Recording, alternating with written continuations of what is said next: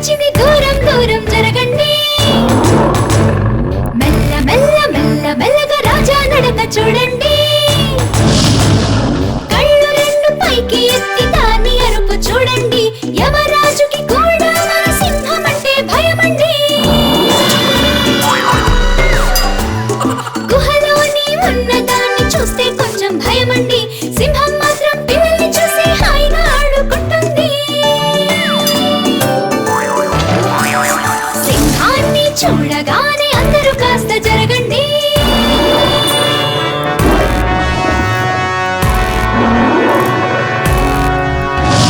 సింహం లాగా తల ఎత్తుకొని ఎప్పుడు గౌరవంగా బతకండి